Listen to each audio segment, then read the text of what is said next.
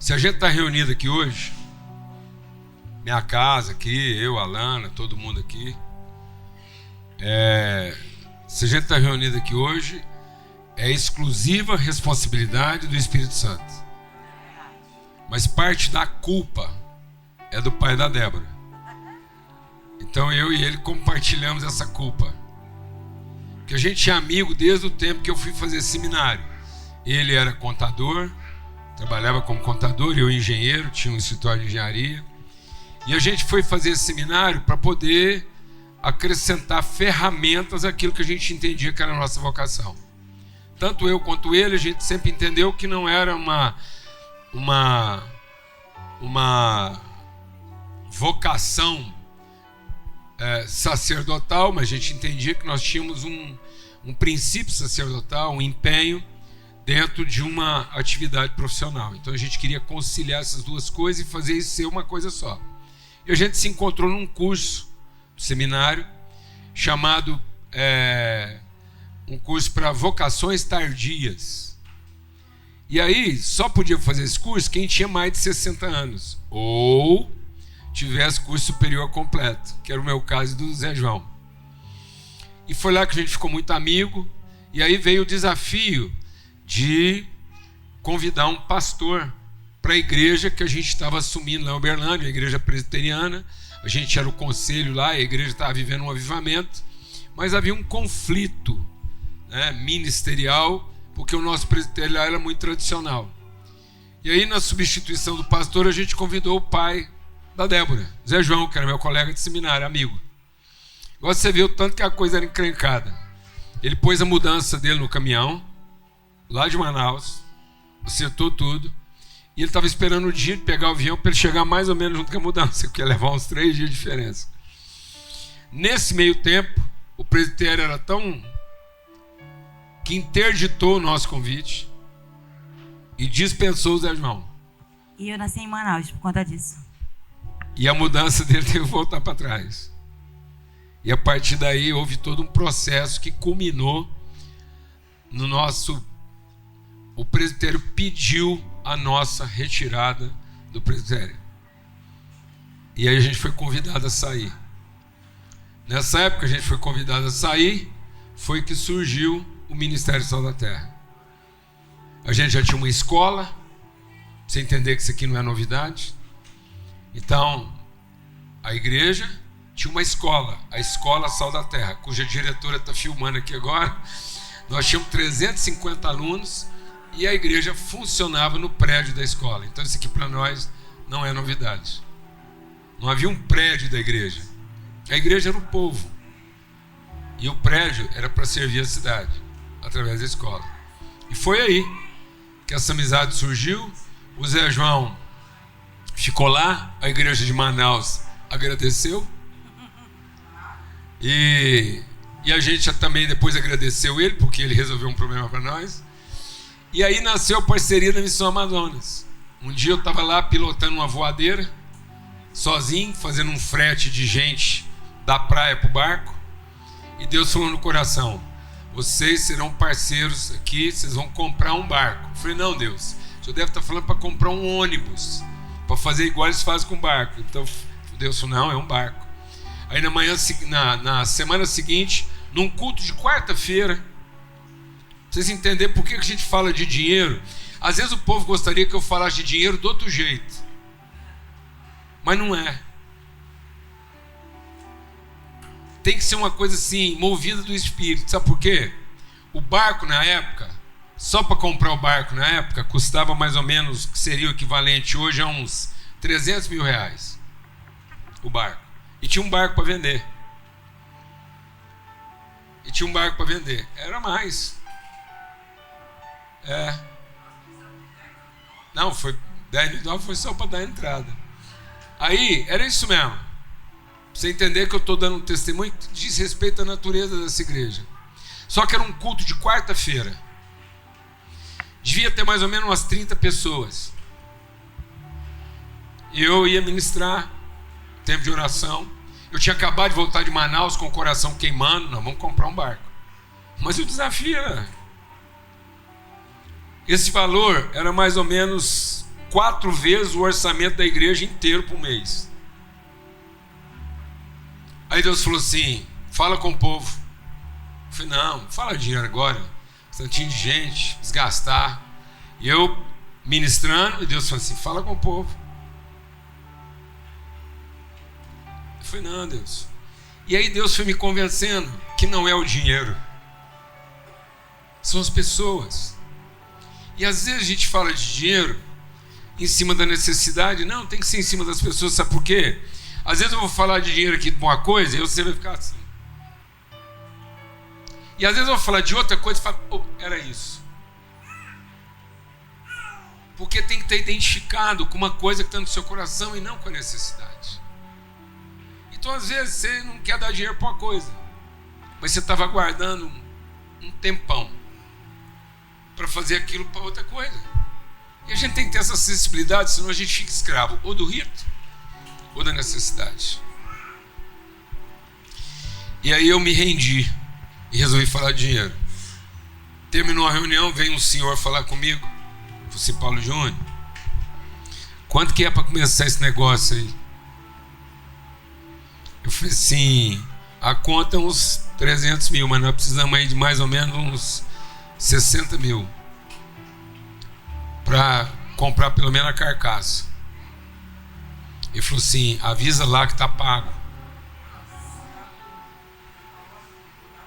Vou dar tudo. Eu tenho uns dólares lá. Escuta o que eu vou te contar. Eu tenho uns dólares lá. E eu estava esperando para saber para que eu tinha esse dinheiro. É para isso. Eu vou te dar em dólar. Você vê o que você faz? Sabe o que veio? Aquele trem lá que fixou o real e começou a haver uma correção negativa. Aí nós combinamos de comprar o barco para pagar em 1 ano. E aí cada vez que a gente dava uma parcela, nosso dinheiro aumentava. Quem lembra daquela época lá que houve uma deflação? E nós com dólar, todo mês o nosso dinheiro subia. Compramos o barco. E foi o barco que a gente começou a levar gente, que hoje você vai lá, as pessoas vão lá. Esse barco atendeu milhares de pessoas. Foi o Zane Silva. Então vi muito milagre acontecendo no Zane Silva. E aí, vocês imaginam para mim a honra receber a Débora aqui?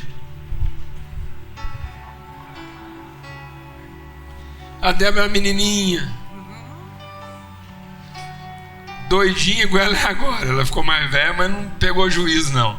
Que isso? Essa coisa mas boa. Um coração. A Débora é o que o pai dela seria se ele fosse mulher. Não é, bem? Generosa, desprendida. Parece que eles é do outro planeta. Está aqui só de passagem. Isso mesmo, sou do céu. É. E ela está aqui porque ela tem um coração muito forte com a Missão Vida aqui de Anápolis. Já trabalhou lá, tem uma afeição, vai visitar lá. Então, Raul, é mais do que cantar. Nós estamos recebendo aqui a própria encarnação da fidelidade de Deus. E que muitas vezes as histórias não são contadas como a gente gostaria, mas elas são contadas como elas foram feitas para ser contadas. Amém? Valeu. Então vamos contar essa história de maneira cantada, né? Aí nós chegamos aqui, a Michele chamou a Débora para cantar essa canção com a gente. E essa canção na casa do Paulo César Baruch, ela é representativa demais para essa congregação. Aí a Débora virou e falou assim: a gente ama essa canção, a gente canta muito. E a Débora também é música. Então vamos dar esse testemunho de maneira cantada. E quando você estiver cantando essa canção, pode ficar sentadinho mesmo, igual você está. E vai recebendo, vai ministrando com a gente. Eu posso falar 2 minutos? Pode, deve. Bom dia. Essa música mexe muito comigo, porque ela fala que tem um lugar na casa. E independente de como você está, há um lugar na casa. Às vezes a gente busca numa carta de tarô, às vezes a gente busca numa cartomante. Às vezes a gente busca lugares na internet, com pessoas, mas na verdade, aqui ó, aqui é a casa. O melhor lugar para você estar é na casa. O melhor lugar para você surtar na cabeça é na casa. E eu até brinquei com ele que na nova versão que o Baruch fez, ele canta, né? Venham todos os cansados, venham sobrecarregados. E muita gente acha que esse versículo fala sobre pessoas que não conhecem Cristo, mas na verdade envolve todo mundo. Se você está na casa e está sobrecarregado, cansado, aqui é o lugar certo para você estar. Se teu barco está numa tempestade medonha, como a gente chama lá no Amazonas, que você só olha a tempestade, o mar revolto, aqui é o lugar para você estar. Aqui é o lugar certo para você estar, independente de como você está. Essa paz que ele falou hoje mais cedo, não é porque está tudo bem, mas é porque a gente tem Cristo. Então, se você está no barco com Cristo, então está tudo bem. Obrigada.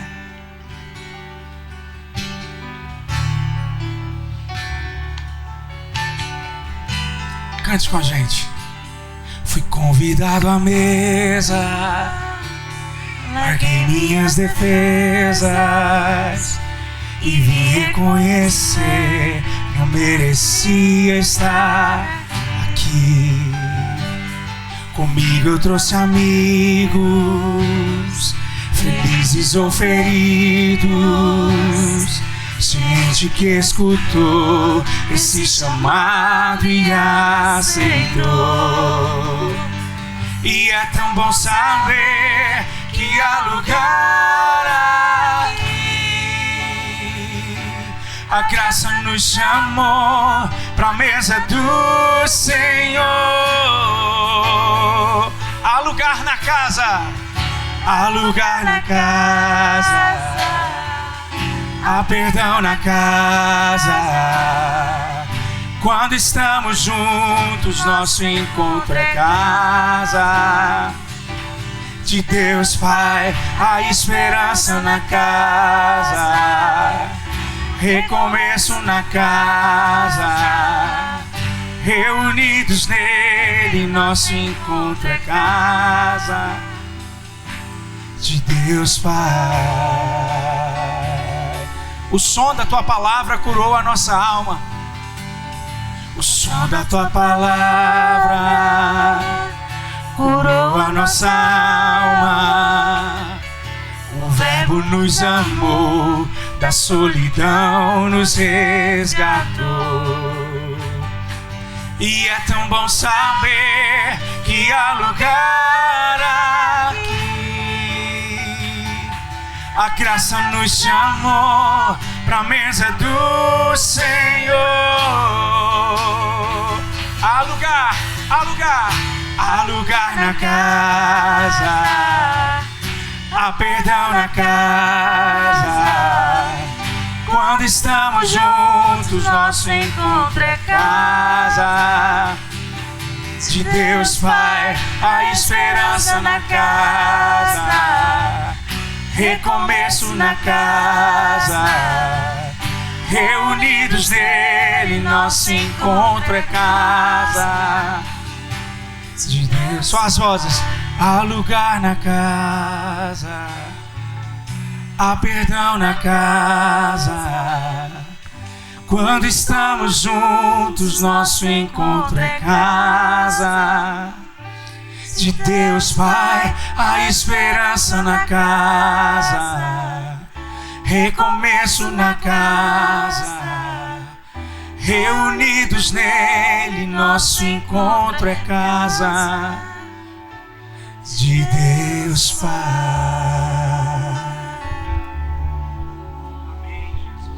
Amém. Bênção. Deixa eu usar isso aqui.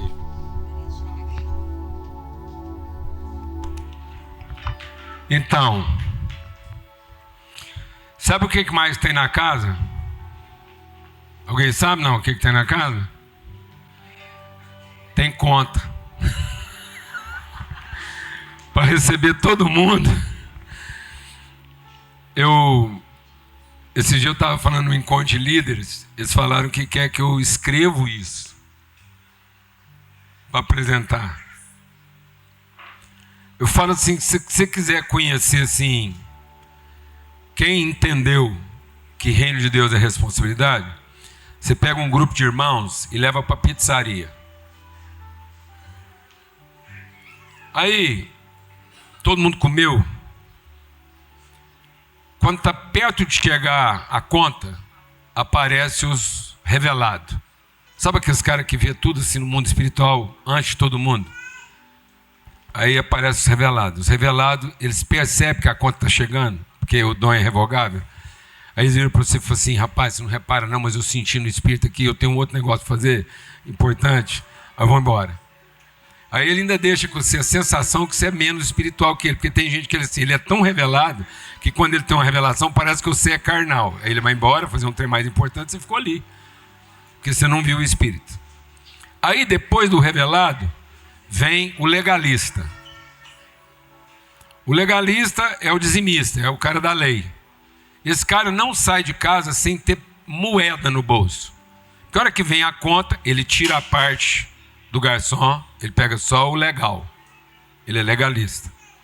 Aí ele pega aquela conta lá e se der mais ou menos assim, 28,35, ele tem os 3,35. Ele não dá 30, nem dá 25. Porque ele é legalista. Aí tem um filantropo. O filantropo é o ofertante. Vem a conta. Ele está assim, ele gostou da pizza, dos amigos.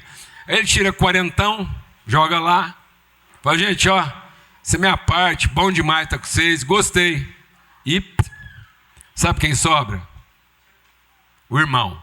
Aí o irmão senta do seu lado assim, e fala assim, e aí, irmão, quanto é que é a conta? Amém, irmãos? Por isso que eu não gosto de pedir oferta, nem de falar de dízimo. Porque eu acho que em casa, na família, a gente já passou dessa fase. Então aqui, projeta aí para mim, Daniel, o Pix aqui da conta da casa.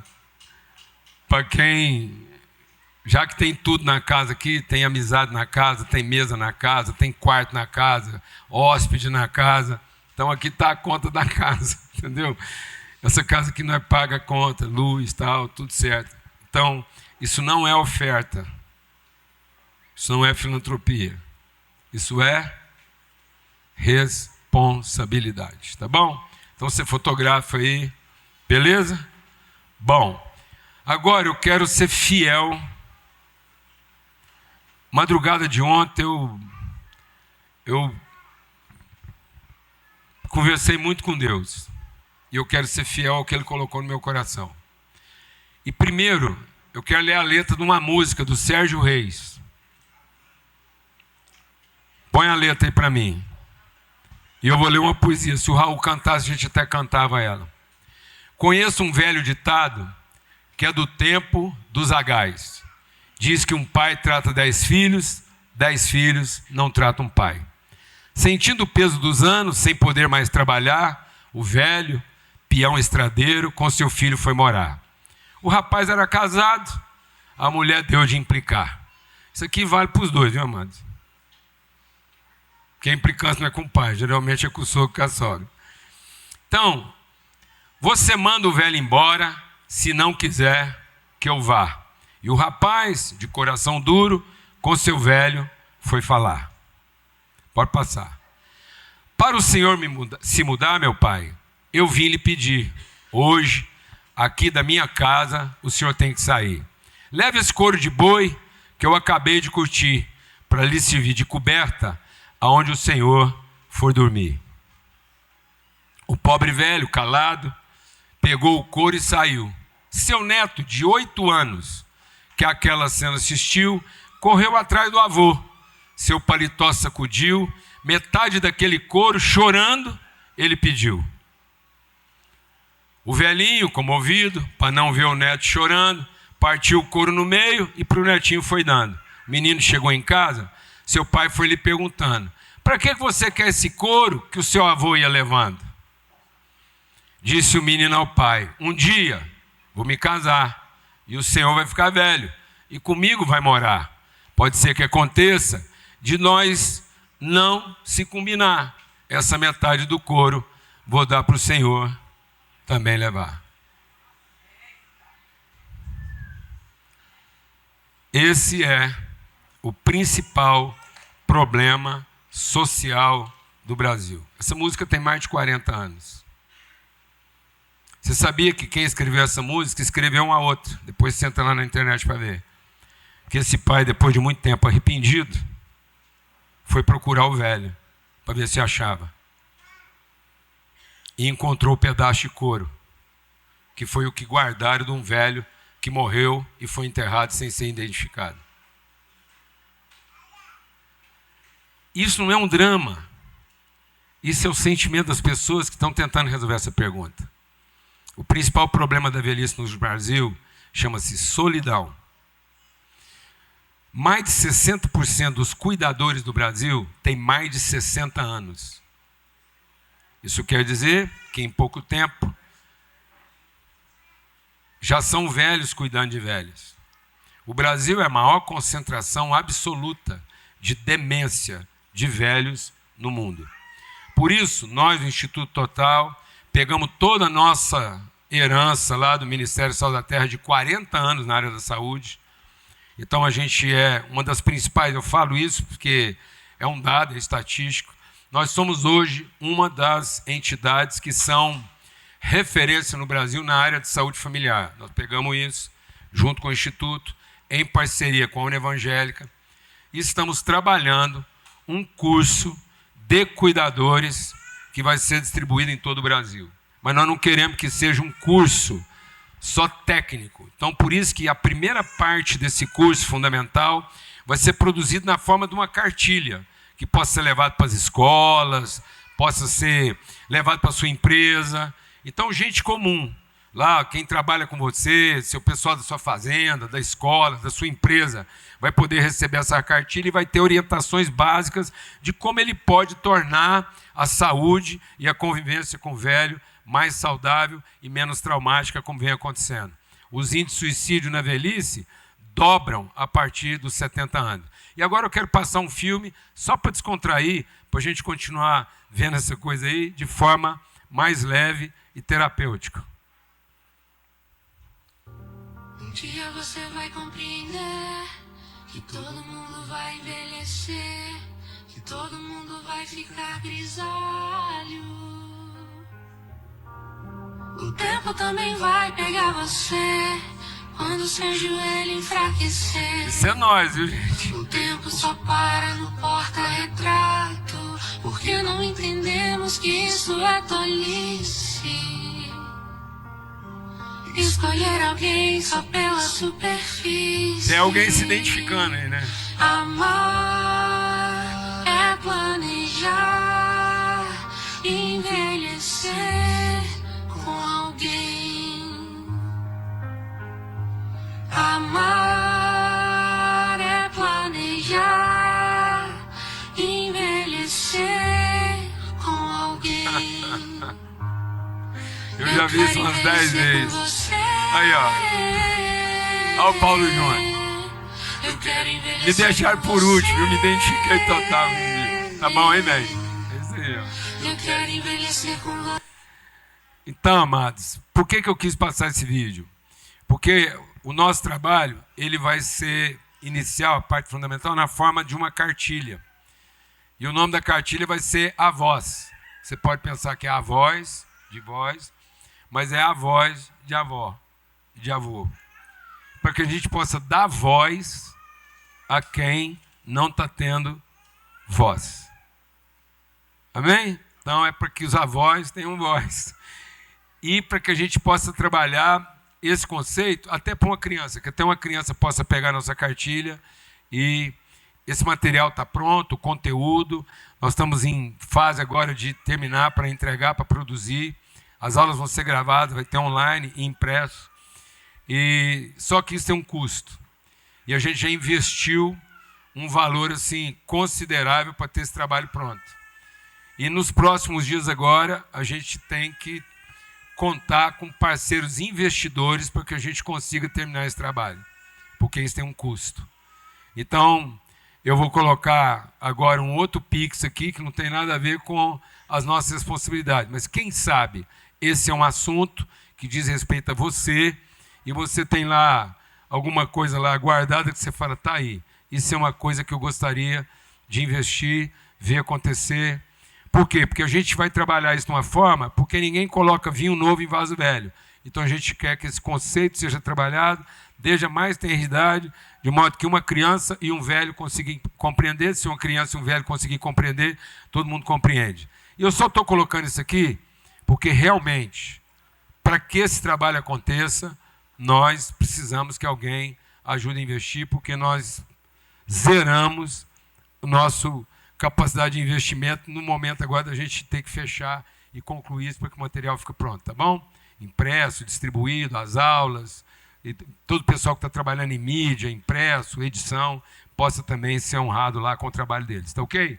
Então, se você quiser, tá aí o Pix, tá aí o QR Code, é isso aí. Cláudio, valeu. Pode tirar aí, Daniel. Ó, esse Pix aqui, você vai ver lá, é o do Instituto Total Matriz. Então já vai cair direto na conta do Instituto Total, tá bom?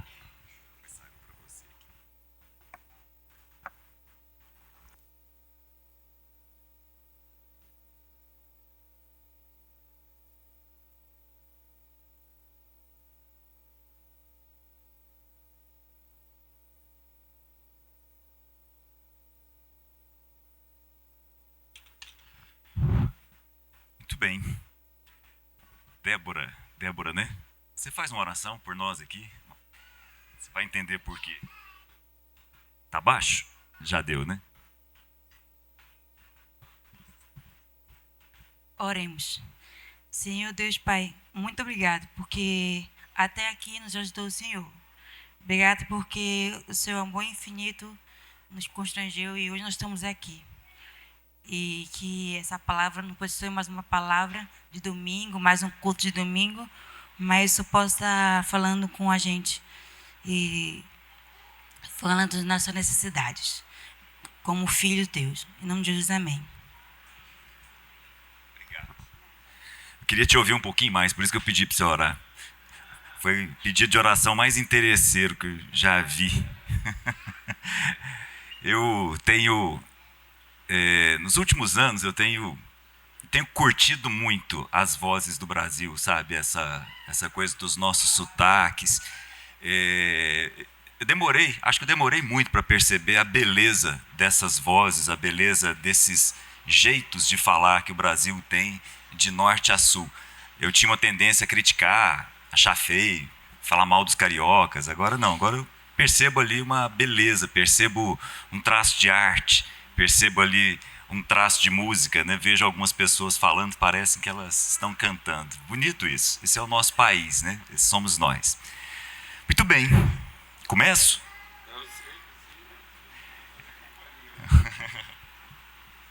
Gente,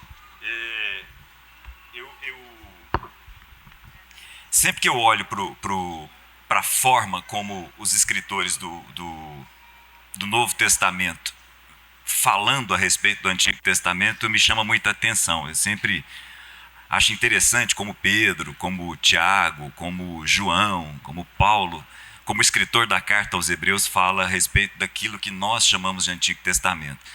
Bom, de cara, evidentemente, eles não chamam isso de antigo, né? Em hipótese alguma. Aliás, está aí uma palavra que não cabe bem para essa primeira parte da Bíblia, né? Que os hebreus chamam de Bíblia hebraica. Está aí um nome que não cabe bem, é Antigo Testamento, né? Pior ainda, Velho Testamento, né? Ainda pior ainda. Quando os escritores do Novo Testamento falam a respeito, é bom a gente lembrar, o que nós chamamos de Antigo Testamento era a Bíblia que Jesus lia. É bom a gente ter isso em mente, né? Quando Paulo fala a respeito, ele usa algumas expressões muito interessantes, que é o meu ponto de partida aqui para uma conversa com vocês. Quando Paulo fala a respeito do Antigo Testamento, ele usa a expressão tipo, ele usa a expressão alegoria, representação. Isso me parece muito interessante. Parábola, sombra, né? Me parece sempre muito rico, muito interessante, porque além da história em si, então quando nós olhamos tudo aquilo que nós temos, e é denso de fato o que nós temos no Antigo Testamento, aquilo é mais do que o fato em si, é mais do que a história em si, é mais do que o personagem em si. Por exemplo, quando Paulo fala a respeito das duas mulheres com as quais Abraão teve filho, ele diz que as duas mulheres representam duas alianças.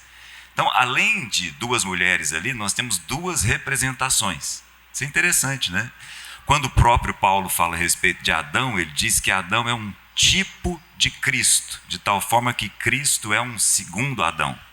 São coisas, são ferramentas, são artifícios que os escritores e o próprio Espírito Santo usam para mexer com a gente, para trabalhar a nossa consciência, para mexer com a nossa forma de olhar a vida de uma forma geral, porque os símbolos, eles acabam falando muito mais do que o fato em si. A imagem acaba dizendo mais do que aquilo que de fato nós estamos lendo. Então, nesse sentido, eu queria te convidar para ler dois textos. Um bem pequeno, muito conhecido, mas que exige um certo cuidado, uma certa atenção e esse foco de pensar que nós estamos lendo mais do que a história em si. Então, eu queria te convidar para abrir a sua Bíblia lá em Gênesis, no capítulo 3. Vou ler só 3 versículos, bem conhecidos, inclusive. Logo depois daquele momento em que homem e mulher, Adão e Eva, experimentam da árvore do conhecimento do bem e do mal, do fruto do conhecimento do bem e do mal. Muito bem, como eu disse, é mais do que a história em si. Aquilo tem uma representação gigante. A árvore da vida representa muita coisa, a árvore do conhecimento do bem e do mal, o fruto do conhecimento do bem e do mal representam muita coisa. De uma forma bem rápida, bem simples, bem direta, a gente poderia dizer que quando homem e mulher experimentam desse fruto, significa que eles tomaram a vida como sua. Eles assumiram as rédeas da própria vida. A gente pode representar isso, olha a expressão, representar isso dessa forma. É como se eu e você decidíssemos que nós vamos tocar a vida por nós mesmos. Nós vamos assumir a autonomia das nossas vidas. Essa é uma palavra legal, autonomia. Nomia, nomos é lei. Significa que nós mesmos vamos dizer para as nossas vidas o que rege, quais são os princípios das nossas vidas. É isso que homem e mulher fazem. É muito mais do que um fruto, é muito mais do que uma árvore. De novo, é uma alegoria, é uma representação, é um símbolo, é uma metáfora. Não estou dizendo que o fato não houve, só estou dizendo que o que houve é mais do que o fato. Uma metáfora é uma palavra muito interessante. Meta, de onde vem metafísica, de onde vem metamorfose, é aquilo que nos leva adiante. Então essas imagens, elas nos levam adiante daquilo que de fato elas são. E aí nós temos que tomar muito cuidado com os textos que nós lemos. Por exemplo, aqui agora, versículo 7, capítulo 3, versículo 7. Então, isso é muito interessante. Eu gosto muito do jeito que você fala a respeito dessa parte aqui. Então, os olhos dos dois se abriram. Como assim? Os olhos deles estavam fechados? Claro que não. Então os olhos dos dois se abriram e eles perceberam que estavam nus. Então, olha que coisa interessante, né? Não é o meu foco aqui, mas que coisa interessante. Os olhos deles se abriram para enxergar uma carência que eles não tinham. Quer dizer então que ao assumir as rédeas da minha própria vida, eu começo a perceber necessidades que talvez eu nem tivesse. Eu começo a perceber em mim uma nudez que talvez não fosse. Continuando, para responder essa carência que não existia, eles entrelaçaram folhas de figueira e fizeram algo para cobrir-se. Muito bem. Então eles ali, naquele momento, mudaram por completo. Passaram a enxergar o que não enxergavam. E, quem sabe, passaram a não ver o que viam. Ou, quem sabe, passaram a não enxergar o que poderiam. Mas o fato é que eles estão se sentindo estranhos. Tem um amigo que diz que eles passaram a nutrir dentro deles mesmos um certo sentimento de inadequação. Eles não se sentem adequados mais, nem por dentro nem por fora. E por isso eles constroem essas roupas. Versículo 8. Quando o homem e a sua mulher ouviram o som do Senhor Deus, que caminhava pelo jardim, ao sopro do vento do dia, ou, dependendo da sua versão, na viração do dia, esconderam-se da presença do Senhor Deus entre as árvores do jardim, como se isso fosse possível. Presta bem atenção nisso. Como que esconde? Entende? Todos os dias, o Senhor Deus passava no Éden num determinado horário específico, em que eles sabiam. Quando eles perceberam, quando eles ouviram, quando eles tiveram noção da presença do Senhor, eles se esconderam. E aí, a continuidade do texto exige muito da nossa atenção, porque nós nos enganamos facilmente ao fazer a leitura da próxima frase. Olha só. O Senhor Deus, porém, chamou o homem e perguntou: onde você está? Uma leitura rápida, uma leitura sem muito cuidado, pode dar a impressão de que o homem e a mulher estavam escondidos, os dois seres humanos ali estavam escondidos, e Deus começou a gritar: Adão, onde que você está que eu não estou te vendo? Nada disso. O que o texto diz é que Deus chamou o homem e perguntou. São duas coisas, tá? Deus chamou o homem e perguntou. O homem está tentando se esconder, o ser humano está tentando se esconder, e Deus o chama e diz assim: onde que você está? Perceberam a diferença? É como se, fazendo uma analogia bem frágil, como se Paulo Júnior tentasse se esconder de mim, aí eu encontro Paulo Júnior escondido, eu viro para ele, olho no olho e digo assim: Paulo Júnior, aonde que você está? Porque a dúvida não era a respeito de Deus. A dúvida não vinha da parte de Deus. A dúvida vinha da parte de Adão e Eva. A pergunta que Deus faz não é para que Deus tivesse uma resposta. É para que eles tivessem noção da pergunta que estava sendo feita. Qual a pergunta? Qual a pergunta? Simples. Não é pegadinha, não. Aonde você está? Alguma coisa mudou. Alguma coisa agora mudou de maneira radical na vida desses dois, e eles agora não têm noção de uma coisa simples. Qual? Onde eles estão. Tão simples, né? Veja, essa é a primeira pergunta. Nós vamos ouvir outras perguntas daqui a pouco. Daqui a pouco nós vamos ouvir Deus perguntando a respeito do que foi feito, quem é que te ajudou a fazer isso. Mas a primeira pergunta não é essa. A primeira pergunta é: onde é que você está? E não é porque eu não sei aonde você está, é porque você perdeu a noção de onde você está. Entenderam a diferença? Essa é uma pergunta, não é à toa que ela está no início, né? Daqui a pouco, a história que continua daqui para frente é muito ruim, porque ao não saber onde estão, a história dessa família vai ficando cada vez pior. Daqui a pouco, a pergunta que Deus faz é a pergunta de um irmão a respeito do outro irmão. Deus pergunta para Caim: onde é que está seu irmão? Essa é a pergunta que Deus faz. Deus não pergunta para Caim o que ele fez. E veja, a mesma pergunta eu vou fazer para vocês. E Deus não sabia? Claro que sabia. Quem é que perdeu a noção do onde? Caim. E o continuar dessa história é muito ruim, a gente já sabe. Aí nós temos uma torre em que as pessoas perdem a habilidade de se comunicar umas com as outras. Daqui a pouco a gente tem um dilúvio fazendo renascer uma sociedade, porque ela já tinha chegado no limite da sua maldade, né? Mas aí, ao recomeço através de um homem chamado Abraão. E a primeira coisa que Deus diz para Abraão é a seguinte: Abraão, você vai sair daqui e vai para um novo onde? Vou te levar para um novo onde? Vou te levar desse lugar aonde você está para um novo lugar. E vai. Quando esse homem chega nesse lugar, quando Abraão chega nesse lugar, ele ouve de Deus, está vendo? Esse onde aqui vai ser o onde dos seus filhos, sua descendência, que vai ser mais numerosa do que as estrelas do céu, que vai ser mais numerosa do que a areia da praia. Esse lugar é o onde da sua descendência, daqui a pouco. Mas por enquanto ainda não. Primeiro, o onde deles vai ser no Egito. Então, 400 anos, e uma família, Abraão, Isaac e Jacó, se transformam numa família, e agora essa família se transforma num povo. Esse povo agora equivale mais ou menos a 2 milhões de pessoas. Mais ou menos a população de Goiânia, Aparecida de Goiânia, Trindade, Senador Canedo, muita coisa, né? 2 milhões de pessoas agora, um povo. Ainda não são uma nação, um povo.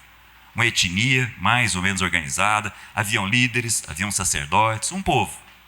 Aquele lugar era o onde de Deus para eles, até um determinado ponto. Agora chega. Deus chega para Moisés agora e diz assim: eu tenho um novo onde para esse povo.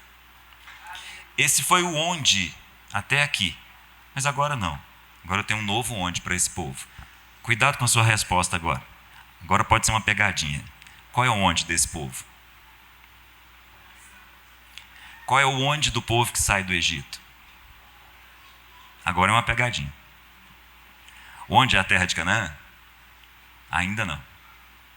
Ainda não. Tem um onde antes. E eu queria parar nesse onde antes. Qual é o onde antes? Não é ao acaso. Não é aleatório. Não é um erro de trajetória. Era um onde fundamental. Era um onde para 2 anos. Não era um onde para 40 anos.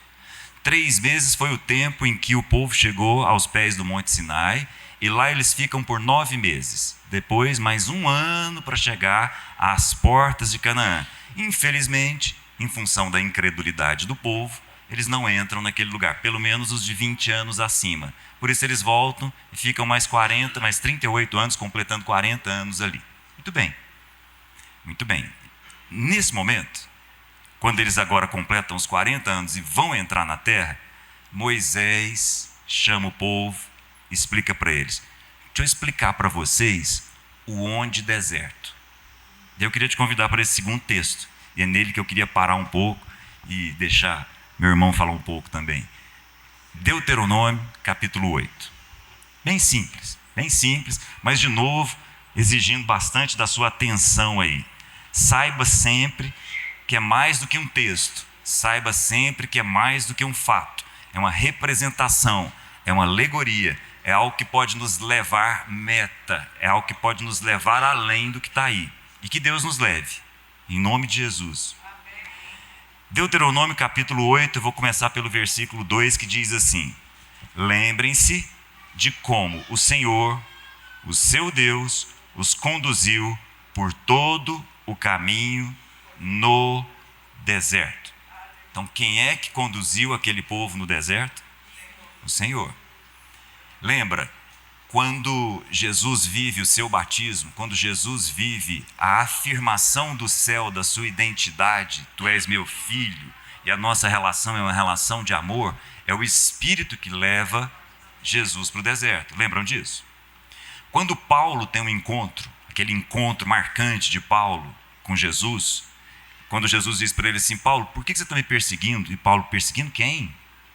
A mim, você está me perseguindo. E aí Paulo tem, de fato, uma compreensão do que ele estava vivendo. Paulo sai dali e passa 3 anos no deserto da Arábia, relendo o que nós chamamos de Antigo Testamento, porque ele tinha que reler tudo. Ele achou que sabia o que ele estava lendo, teve que refazer completamente a sua leitura. Quem é que o levou? Quem levou Paulo para o deserto? O próprio Espírito. Lembram de Davi? Os principais salmos que Davi escreve para a gente, que nos abençoam, que são uma ferramenta tão profunda do Espírito Santo nas nossas vidas, são salmos em que Davi estava no deserto, ou fugindo de Saul, ou fugindo do filho dele, Absalão. 2 períodos de deserto na vida dele. E aqui cabe até um parêntese, né? o segundo deserto de Absalão, de Davi por causa de Absalão, a gente olha e fala assim, puxa, mãe, logo agora? Estava tudo tão certinho na vida de Davi, ele vai ser obrigado a ir para um deserto agora? De novo, deserto não é acaso. Deserto é uma condução, é uma orientação, é um levar do Espírito. A pergunta é, e por quê? Por que o deserto é um onde de Deus para as nossas vidas? Por que o deserto é um onde? Ora, o onde não é a terra prometida? Vai ser daqui a pouco. Já foi o Egito, já foi a Mesopotâmia, vai ser Canaã.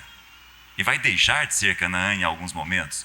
No entanto, agora o onde de Deus para esse povo está ali no deserto. Por quê? Versículo 3, aliás, versículo 2 ainda. Por todo esse caminho no deserto durante esses 40 anos, para quê?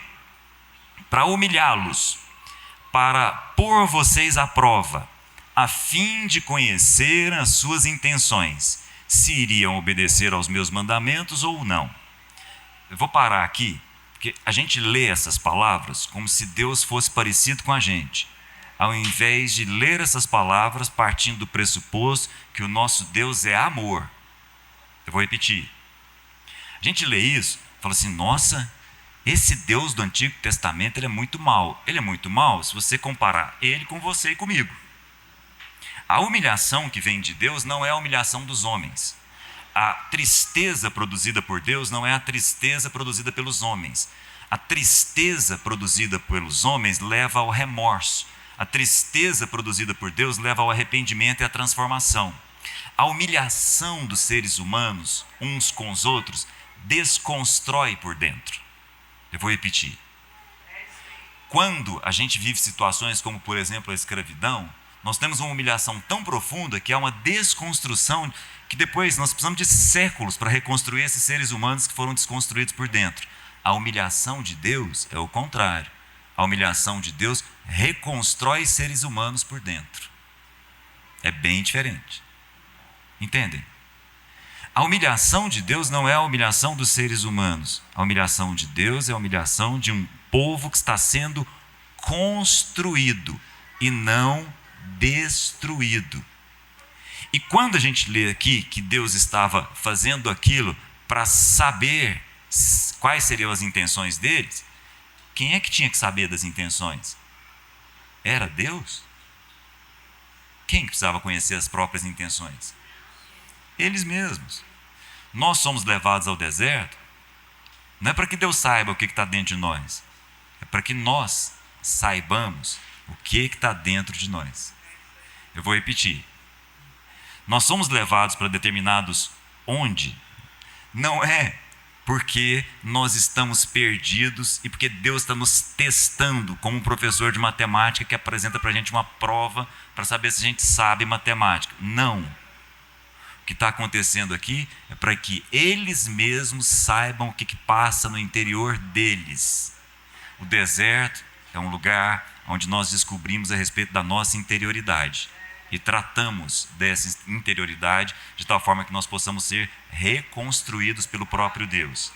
Versículo 3. Ele humilhou vocês. Ele os deixou passar fome. É isso mesmo. É isso mesmo. Ele os deixou passar fome. Mas tem objetivo nisso. Sabe para quê? Para que vocês conhecessem um pão diferente.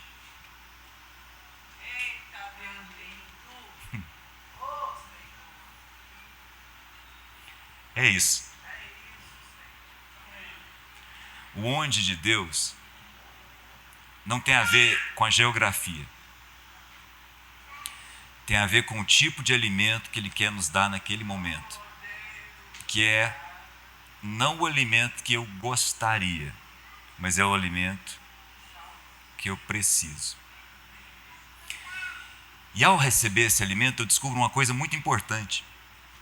Que eu não me alimento só de pão. Olha que coisa. Quer dizer que todos nós aqui não nos alimentamos só de comida. Nós nos alimentamos também das palavras que saem da boca de Deus. Assim como o pão nos alimenta, as palavras que saem da boca de Deus também nos alimentam. Assim como o pão nos sustenta, nos dá energia, nos dá ânimo, nos dá força, as palavras que saem da boca de Deus e nos alimentam também nos dão ânimo, força, movimento.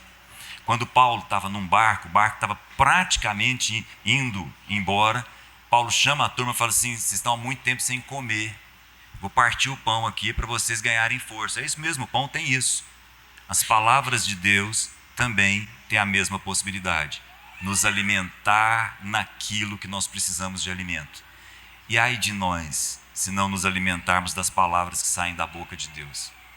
Vai faltar ânimo para o espírito, vai faltar força, vai faltar reconstrução interna nas nossas vidas, vai faltar saber o que de fato passa pelo nosso interior.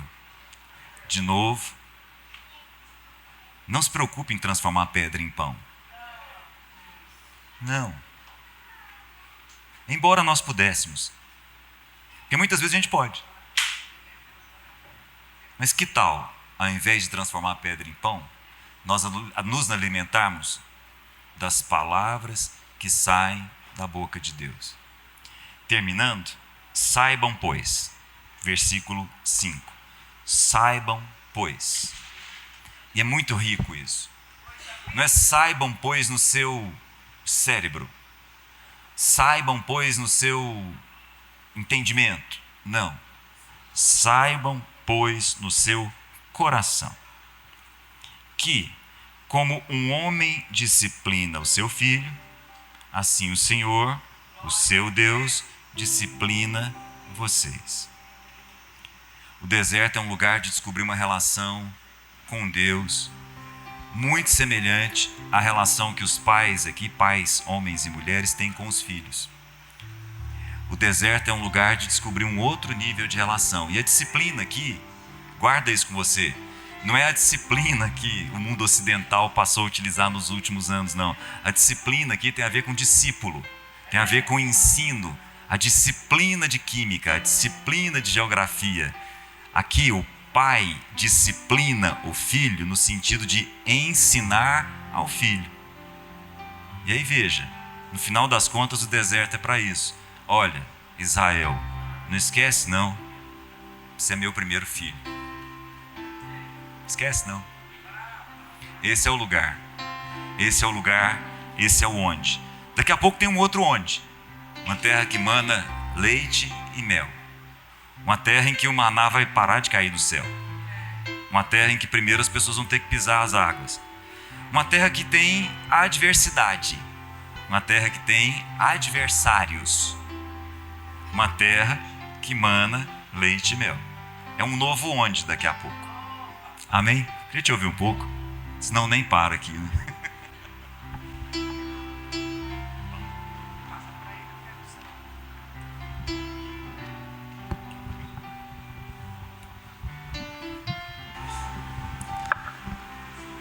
Ouvindo o Cláudio trazendo a verdade, ministrando para nós, em janeiro desse ano, eu fiz uma oração. Senhor, eu não quero perder tempo em ficar contabilizando, ou buscando, ou identificando o que esse mundo que jaz no maligno pode produzir em mim. Ou que Satanás não vai desistir de me seduzir. Então eu fui começar a meditar sobre homens e o próprio Jesus, quando foram levados para o deserto pelo Espírito Santo, o que aquilo produziu neles. E quando eu passei ali pelo contexto que Satanás, eu já até ministrei isso aqui no primeiro semestre, quando Satanás encontra com Jesus, naquele período de tentação, no deserto, de sofrimento, né? Porque Jesus, ele era homem. Ele sentia sede, ele sentia fome, Ele sentia a dor, que se você beliscasse Jesus, doía. E aí, quando eu comecei a ver as respostas de Jesus, aquilo foi muito, muito forte para mim. Porque as respostas de Jesus para Satanás foi: mas também está escrito. Porque Satanás tentou Jesus dentro da sua da forma mais sórdida, eu acho que podia existir. Ele usou a palavra, ele quis gerar crise na identidade de Jesus. Mas Jesus era tão íntegro e tão ligado com o Pai e com o Espírito Santo, que ele começou a responder: mas também está escrito. Mas também está escrito. Então eu tenho orado desde o começo do ano a respeito disso. Deus, cria em mim um coração puro, uma capacidade espiritual, de quando eu estiver no deserto, ou quando eu for tentado, que eu tenha as mesmas respostas que Cristo teve. Mas também está escrito. Nós servimos um Deus que nunca escondeu de nós que nesse mundo teríamos tribulações e que esse mundo é desafiador. Mas a palavra de Deus diz, e eu orei hoje por mim, eu orei também pelo Cláudio, e eu queria orar por nós. Tende por grande motivo de alegria o passardes por tribulação. E aí eu gosto muito. Quantas vezes eu prego para minha alma: Lana, você foi eleita para passar pelas tribulações e não ficar nas tribulações. Porque passando, Lana, virtudes eternas vão estar em você. Eternas. Então eu quero orar nessa manhã. Você vai completar, né, bem? Depois eu oro. Quer falar alguma coisa? Tá bem.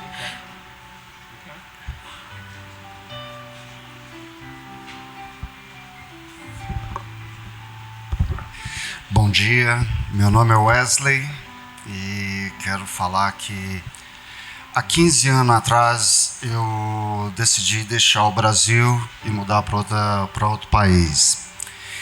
Um paraíso, a areia branca, a água azulzinha. E nesse paraíso eu passei o maior deserto da minha vida. O maior deserto. Esse deserto durou em torno de 7 anos. E no meio desse deserto, alguém daqui me mandou um texto. Eu estava dirigindo, chorando, parei meu carro, recebi o texto. Fala, meu irmão, tudo na paz? Quanto tempo? Quanto tempo não nos falamos? Estou na estrada para Brasília. Você é um homem de Deus e amizade. Sei que está quase do outro lado do mundo, mas não abre mão disso. Ele está falando aqui de relacionamento. Gente, em toda a minha vida eu quebrei todos os relacionamentos da minha vida. Todos. E o porquê eu estava passando naquele deserto é por causa de relacionamento quebrado. E receber essa palavra no meio de uma tribulação é difícil. Mas eu peguei essa palavra. Eu peguei essa palavra para mim e segurei ela. Segurei e falei: Deus, como Paulo Júnior fala aqui, você já começou, quebra a porta e termina seu serviço.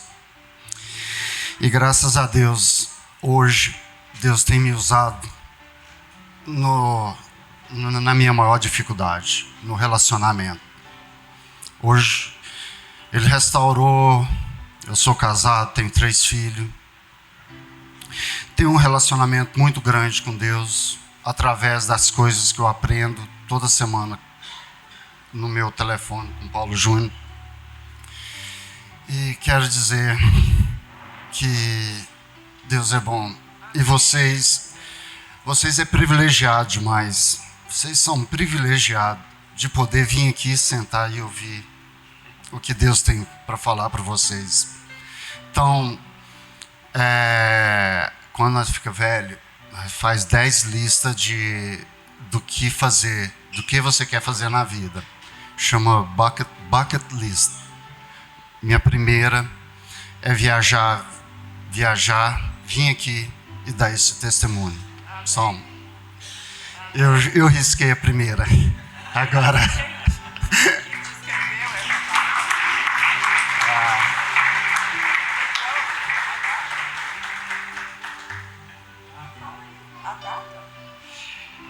Essa palavra que eu recebi foi em 21 de março de 2017. Foi do meu amigo Paulo Neto. Ele não está aqui hoje, mas... E sabe, amados, quando a gente é visitado no deserto, e o que segura a gente no deserto, não é saber que a gente vai comer. É saber que Deus vai nos dar condições de repartir. Aleluia! Porque o deserto é para você não ver o desespero de comer, mas guardar a dignidade de quem vai repartir. Esse cara veio no deserto, essa mensagem foi em 2017. Ele está vindo do exterior. Ele podia ter trazido para mim qualquer presente, mas ele não sabia o que ia ser compartilhado aqui. Eu faço questão de mostrar para todo mundo o que esse cara carregou na mão de outro país para me entregar aqui. Vem cá atrás aqui, agora vamos entregar oficialmente. O que você falou para mim quando você entregou isso? Que ele atingiu o propósito, o relacionamento. Isso é uma caixa de kiwi. Isso é uma caixa de kiwi. Já descasquei, já comi um. Amém, meu irmão? É isso, é só isso. Valeu, viu? Bênção. E antes da Lana orar, eu quero completar esse testemunho do Cláudio. E essa palavra que Deus está ministrando para nós aqui é o seguinte: esse onde, esse quem, no fim é tudo uma coisa só. Na verdade, o onde, o quem, o como é uma coisa só. O que é bem-aventurança? É uma árvore plantada num lugar produzindo seu fruto. E Deus desenhou isso para nós aqui hoje. Pode ser o que for, mas você está enraizado nas águas profundas do Espírito. E às vezes o deserto é só para você vencer tudo aquilo que naturalmente as pessoas desfrutam, mas que só você conhece. O deserto é o inverno. E o diabo às vezes quer oferecer para você soluções que você não precisaria do Espírito Santo para encontrar. Porque as soluções estão aí. Resolver os problemas, simplesmente resolver os problemas, você não precisa do Espírito Santo. Mas ser formado a pessoa que você foi feito para ser, só o Espírito Santo. E por isso as raízes vão ter que descer profundamente para além das suas necessidades satisfeitas, dos seus interesses contemplados, dos seus direitos garantidos. Porque para isso você não vai precisar do Espírito Santo. Então, o deserto é o inverno. Aí você vai aprofundando, aprofundando, até encontrar as águas invisíveis do Espírito Santo. E de lá gerar o seu fruto. Trazer o seu fruto, abençoar os irmãos. E sabe, isso é um sacrifício. E é um sacrifício feito em favor dos outros. Por isso que a palavra de Deus diz lá no Salmo 133, ó, quão bom e agradável é que os irmãos vivam em comunhão. Porque é na comunhão dos irmãos que Deus ordena a bênção e a vida para sempre. E talvez está aqui um segredo que a gente não está entendendo. A gente não está entendendo. É que Cristo, Ele não se entregou à mulher. Cristo se entregou em favor dela.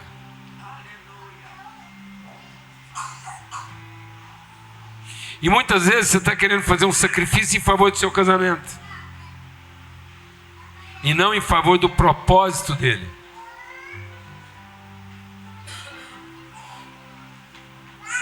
Amém, amados? Isso é muito forte. Porque Jesus diz que o Espírito Santo é para que a gente viva em comunhão. O propósito é a comunhão. Se tudo que Deus te deu, condições, trabalho, tudo que Deus te deu, como deu para Jó, se isso não for em favor dos irmãos, a gente não está cumprindo o propósito. Se não for em favor da comunhão, porque está cada um querendo salvar alguma coisa. Um está salvando a empresa, outro está salvando os filhos, outro está salvando o casamento. Mas não é esse o propósito. Sabe o que vai salvar o casamento? A comunhão. Sabe o que vai salvar seus filhos? A comunhão. Sabe o que vai salvar a empresa? A comunhão. Porque Jó perdeu tudo. Sabe o que salvou ele? Orar pelos amigos. Eu anotei aqui, Cláudio, que foi muito forte. Eu vou forçar a barra aqui, nesse tempinho. Porque é o seguinte: uma das tentações mais graves ocorridas na Bíblia, uma das tentações mais graves que um ser humano passou, foi que quando Davi pegou a mulher de Urias, escuta isso aqui, quando Davi pegou a mulher de Urias, engravidou ela, para encobrir o pecado dele, sabe qual foi a pior tentação que ele usou com Urias? Porque é que você não salva o seu casamento. Por que você não vai para casa deitar com a sua mulher? Afinal de contas, você está tanto tempo longe dela. Afinal de contas, ela está com saudade de você. Ela está com saudade de você. Seus filhos estão com saudade de você. Vai para casa. Você lutou muito. Você deu a vida, você ficou fora. Essa mulher está precisando de você. Sabe o que Urias falou? Eu vou ficar aqui pelos meus amigos. Meu Deus! Meu Deus! Meu Deus! Você já imaginou se Urias vai para casa?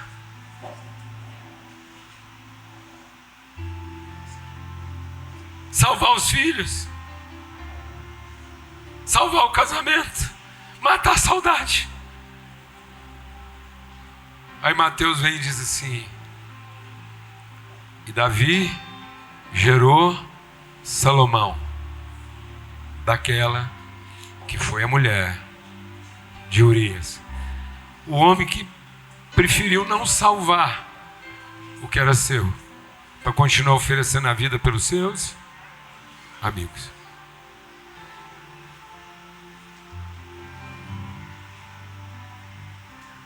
Isso é muito forte, amados. Amém. É a comunhão, é a família. Porque senão seus filhos não vão saber quem é a família deles no dia que você não estiver aqui. Sua mulher não vai ser acolhida quando ela ficar viúva e você não estiver aqui. Não haverá salvação para os seus órfãos. Não haverá salvação para suas viúvas. E nem haverá salvação para os seus estrangeiros. Amém? Se você não souber quem são os seus amigos. Queridos, eu quero te convidar a você fechar seus olhos.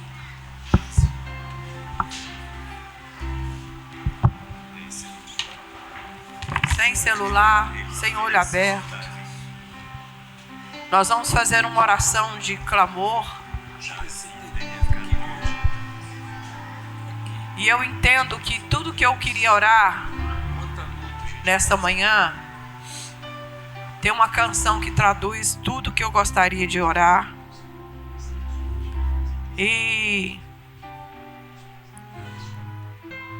nesse tempo seu de solitude aí, lembra só de você. Ore por você. Para mais ninguém, para você. E nós vamos pedir mesmo que nesse primeiro dia da semana nós possamos receber uma porção fresca do Espírito Santo, um óleo derramado sobre todas as nossas cabeças, para a gente tomar posse dia após dia da verdade do Senhor.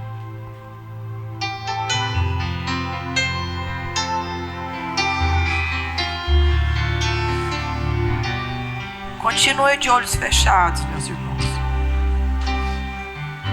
Será sobre ti o Espírito Santo, e o poder do Altíssimo te envolverá. Descerá sobre ti o Espírito Santo, e o poder do Altíssimo te envolverá. Tua alma viverá, teu espírito renovará, e tudo novo se fará. Tua alma viverá, teu espírito renovará, e no teu corpo tudo novo se fará. E chorarás e saltarás de alegria.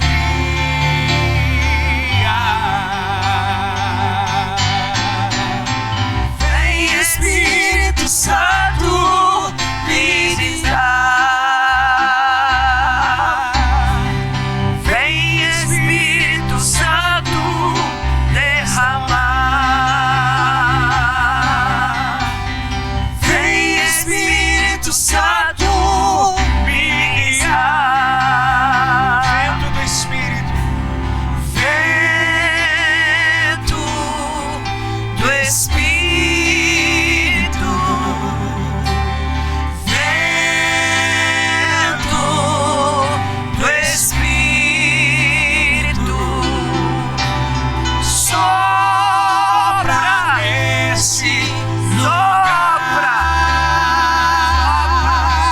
e enche os nossos corações. Vento do Espírito, vento do Espírito, vento do Espírito, sopra nesse lugar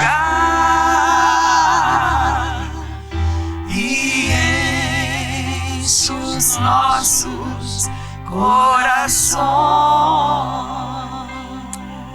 Pai, em nome de Jesus, que a tua graça, que a tua bondade, a tua misericórdia esteja guardando a nossa mente e o nosso coração até a consumação de todas as coisas.